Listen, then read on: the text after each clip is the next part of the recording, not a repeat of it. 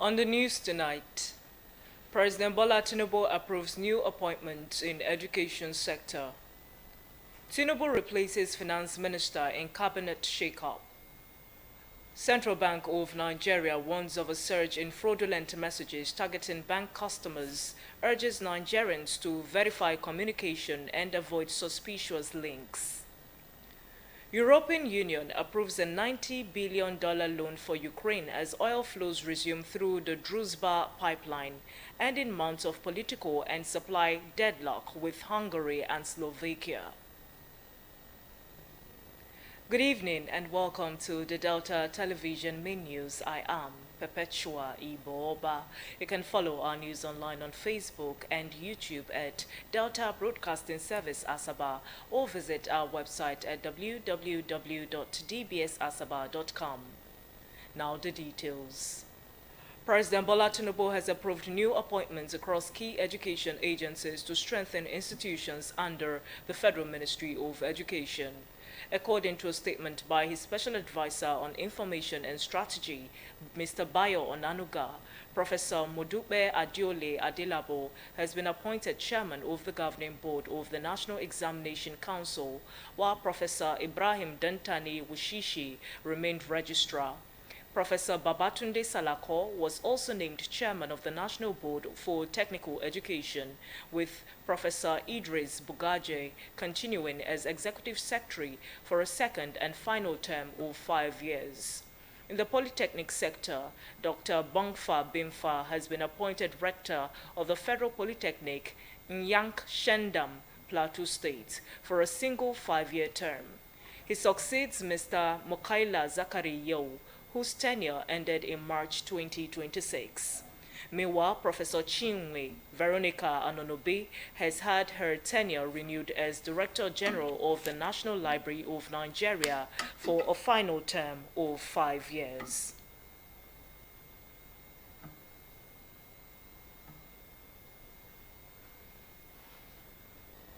President Bola Ahmed Tinubu has replaced the coordinating Minister of the Economy and Minister of Finance, Mr. Adebayo Edun, after 32 months in office, taking over from the former Minister of State for Finance, Mr. Taiwo Oyedele, who recently joined the Federal Executive Council. Mr. Edun, who was appointed in August 2023 and sworn in shortly after, exited office on April 21. Also affected in the minor cabinet reshuffle was the Minister of Housing and Urban Development, Ahmed Musa Dangiwa, who will be replaced by Mutaka Rabi Darba, subject to Senate screening and confirmation.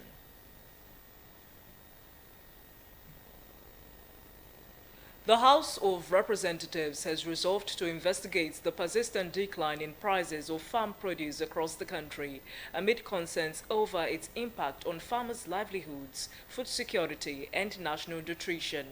The resolution followed the adoption of a motion of urgent public importance sponsored by Bamidele Salam.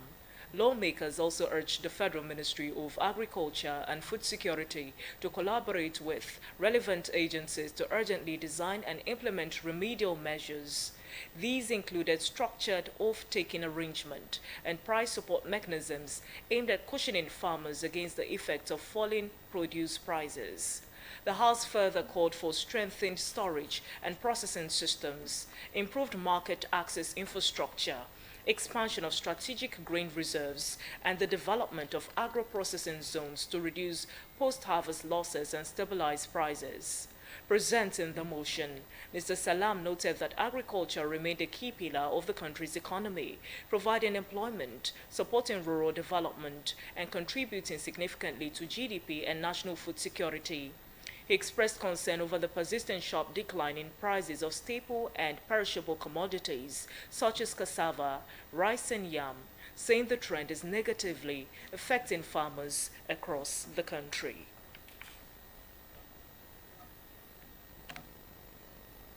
The Secretary to the Government of the Federation, Senator George Akome, says the country's security situation is steadily improved.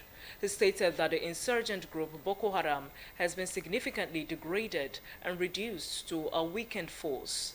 Senator Akome gave the assurance while receiving members of the Renewed Hope campaign organization at his office in Abuja.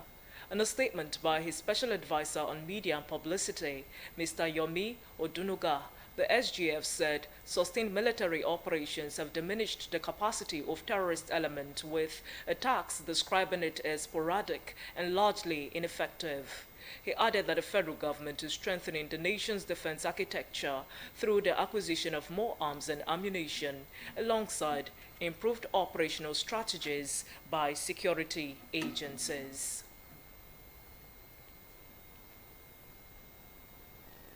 The Central Bank of Nigeria has alerted the public to a surge in fraudulent messages, emails, and online communication aimed at gaining unauthorized access to personal bank accounts. In a statement issued by its acting director of corporate communications, Mrs. Hakama Sidi Ali, the Apex Bank said the fake messages were designed to mislead recipients, steal sensitive data, and spread false information about its leadership and operations. According to the bank, such communications often prompt users to click suspicious links or provide confidential details under the guise of official instructions. The CBN emphasized that its official website remained www.cbn.gov.ng and advised Nigerians to verify all communications through approved channels. It cautioned the public against clicking on unverified links or sharing personal and financial information on suspicious platforms, warning that such actions could expose them to cyber fraud. The bank also urged Nigerians to report any suspected fraudulent messages, emails, or websites to relevant law enforcement authorities. Reaffirming its commitment to financial security, the CBN noted that strengthening its cybersecurity systems in collaboration with security agencies to combat digital financial crimes was key.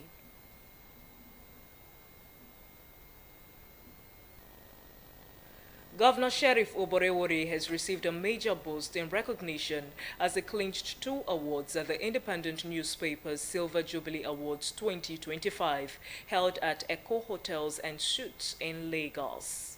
The governor was named Outstanding Independent Governor and Best Independent Governor in Urban Renewal, accolades that underscored growing national attention on his infrastructure-driven administration.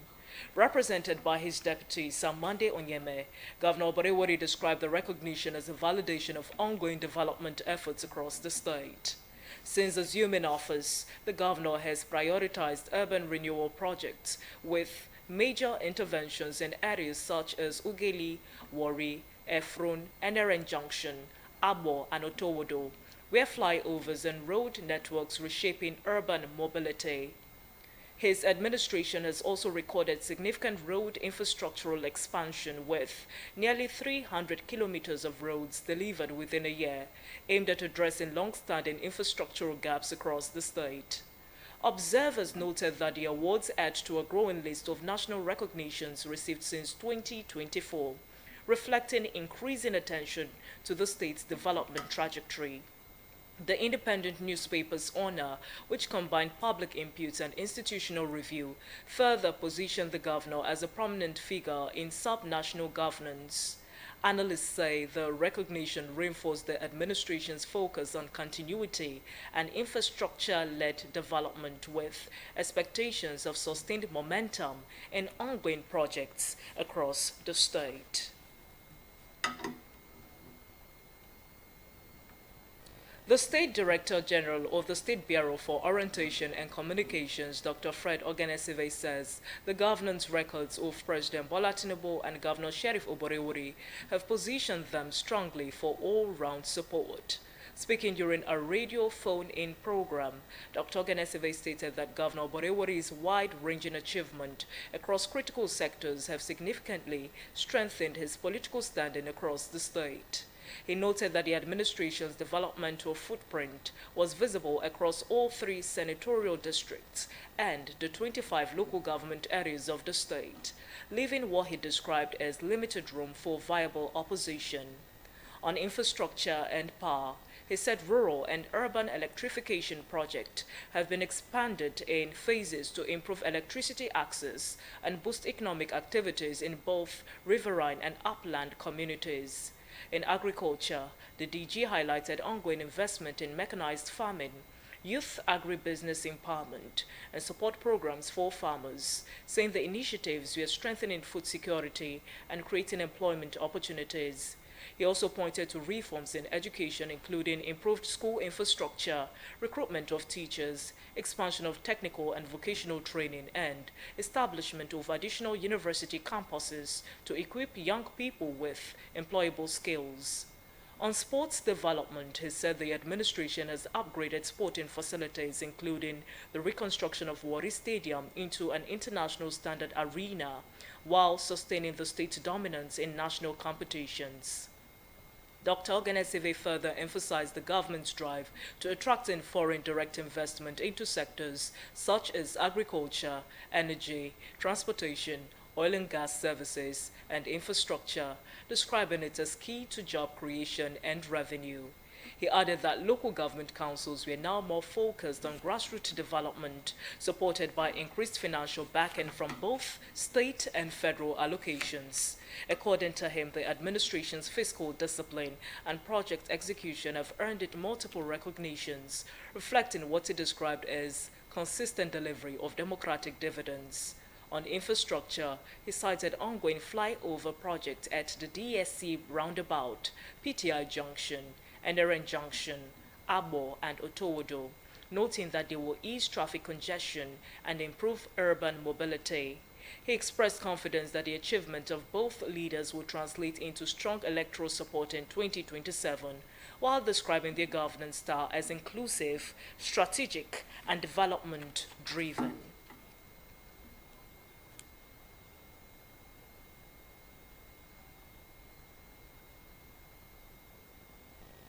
You're watching the Delta Television main news. Still to come, European Union approves a $90 billion loan for Ukraine as oil flows resume through Drovza pipeline.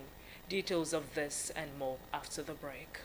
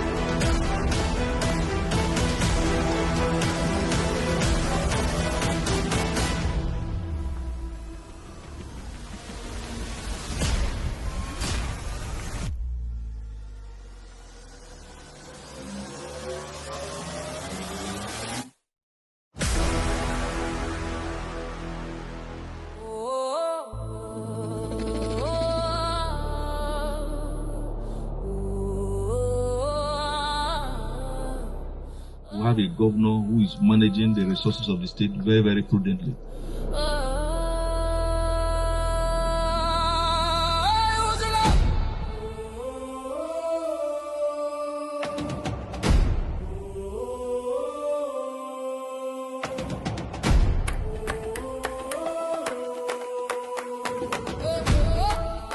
When we say that governance will not cease because we are in what you may call pre-election year, you could see that the governor is walking the talk. He's looking ahead by delivering projects that touches the life of the people.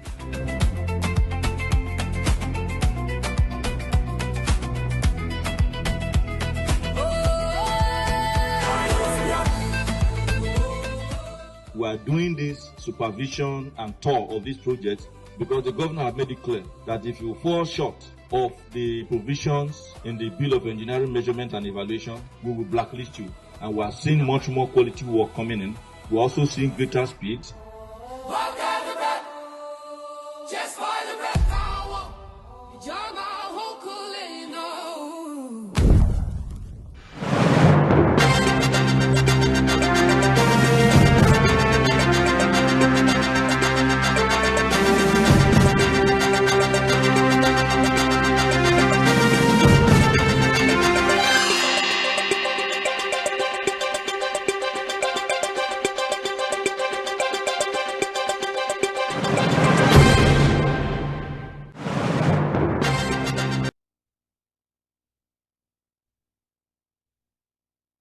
News. The European Union has moved closer to approving a $90 billion package for Ukraine following the resumption of oil flows through the Druzhba pipeline to Hungary and Slovakia. The breakthrough ended months of deadlock after Hungary, under former Prime Minister Viktor Orban, has blocked the funding over disruptions to oil supplies caused by damage linked to Russian attacks. Ukrainian authorities confirmed that repairs have been completed and oil pumping has resumed, satisfying key conditions for the release of the funds. EU ambassadors in Brussels have given preliminary approval to both the loan package and a new round of sanctions against Russia, with final endorsement expected at an upcoming summit. The funding, described by Ukrainian officials as critical, will support defense needs and broader economic stability.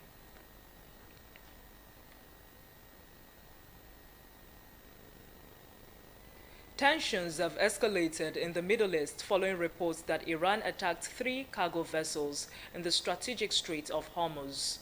Iranian state media reiterated that the Islamic Revolutionary Guard Corps seized 2 of the vessels, escorted them towards Iranian waters, while the status of the 3rd vessel and its crew remained unclear. The incident happened shortly after U.S. President Donald Trump announced an extension of a ceasefire with Iran, while maintaining a blockade on Iranian ports ahead of proposed talks. However, uncertainty surrounded the planned negotiations as U.S. Vice President J.D. Vance did not travel as expected, and Iranian officials have dismissed the ceasefire extension. The Strait of Hormuz remained critical global oil shipping route, and the latest development raises concerns over potential disruptions to international trade and energy supply. Crude oil supply from the Nigerian National Petroleum Company Limited trading arm surged in April 2026, with over 1.3 million metric tons delivered to Dangote Oil and Gas Company Limited within the month. Shipment data indicated the deliveries equivalent to about 6.8 million barrels were executed through 8 cargoes, reinforcing NNPC's role as a major supplier to the 650,000 barrels per day Dangote refinery. The crude streams, including Anyala, Bonga, Odudu, Focados, Kwa Ibo, and Utapate, were transported via the refinery's single-point mooring systems. Out of the 8 cargoes, 5 have been fully discharged, while 3 were at the completion stages, pointing to a steady inflow of crude. Despite this, the refinery continued to raise concerns over supply gaps, with a monthly requirement of about 19 cargoes. This comes amid reports that Nigeria imported over 55 million barrels of crude in the first 2 months of 2026.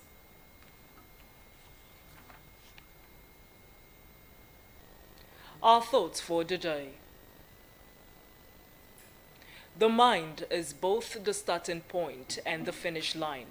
What you give power to can control you if you let it.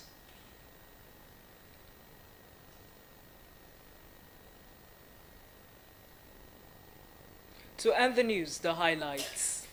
President Bola Tinubu has approved new appointments across key education agencies to strengthen institutions under the Federal Ministry of Education, with Professor Mudupe Adiola Adelabo appointed chairman of the governing board of the National Examination Council, while Professor Ibrahim Dantani Wushishi remained registrar. President Bola Ahmed Tinubu has replaced the coordinating Minister of the Economy and Minister of Finance, Mr. Adebayo Edun, after 32 months in office, taking over from the former Minister of State for Finance, Mr. Taiwo Oyedele, who recently joined the Federal Executive Council. The Central Bank of Nigeria has alerted the public to a surge in fraudulent messages, emails, and online communications aimed at gaining unauthorized access to personal bank accounts. And abroad, European Union approves a $90 billion loan for Ukraine as oil flows resumes through the Druzhba pipeline, ending months of political and supply deadlock with Hungary and Slovakia. You can follow our news online on Facebook and YouTube at Delta Broadcasting Service Asaba, or visit our website at www.dbsasaba.com.